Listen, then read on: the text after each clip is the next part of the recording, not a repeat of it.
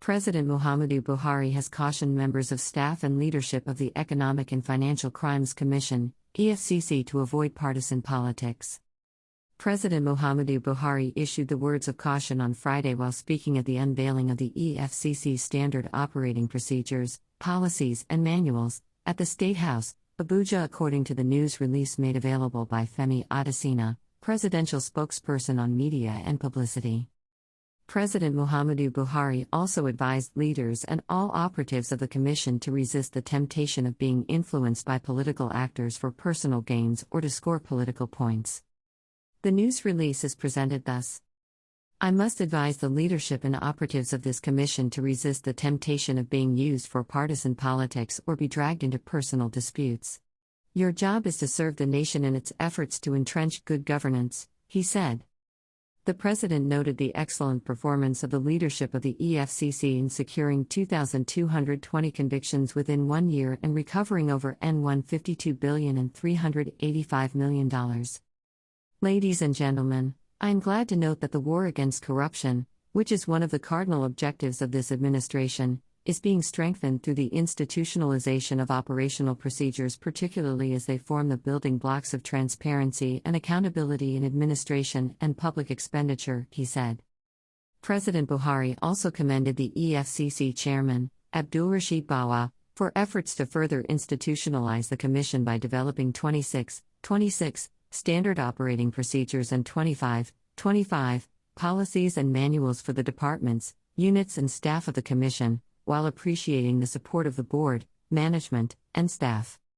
The President said, "Ladies and gentlemen, these outstanding feats achieved are being unveiled today, and I would like to use this opportunity to encourage other ministries, departments and agencies of government, especially law enforcement agencies, to also ensure the standardization of their processes within the extant laws and regulations as provided in our statutes."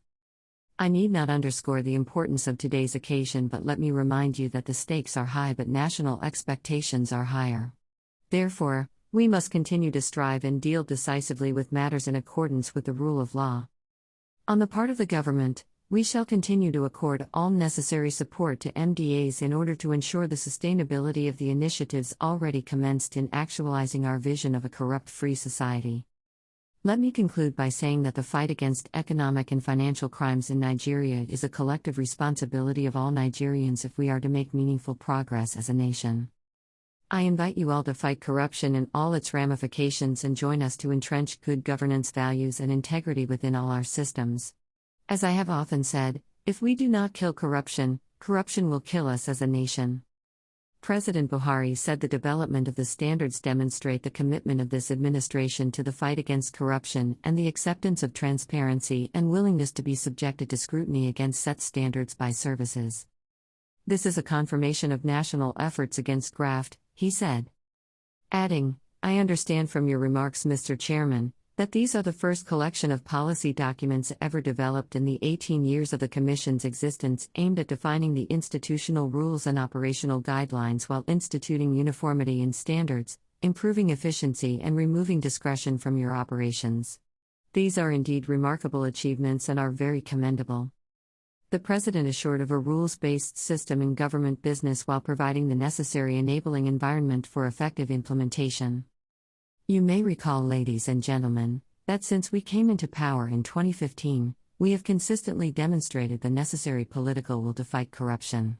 We have ensured the operational independence of the anti-graft agencies, strengthened the legal framework, empowered the regulatory agencies, and provided adequate funding to support the fight against corruption, he added.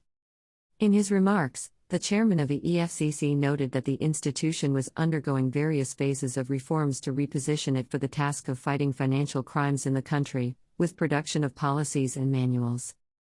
The chairman thanked the President and the National Assembly for the confidence reposed in his ability and competence to take over the leadership of the organization in 2021.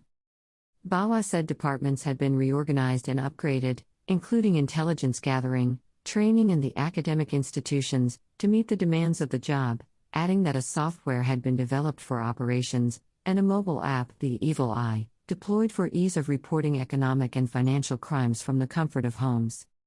He said the EFCC already had a 5-year strategic plan, 2021 to 2025, with clear and measurable targets, based on 5 objectives, which include improving public engagement to fight crimes, systems and processes for prevention, intelligence gathering, prosecution, and law enforcement. I will lead an agency that will be the pride of our country, Nigeria, he said.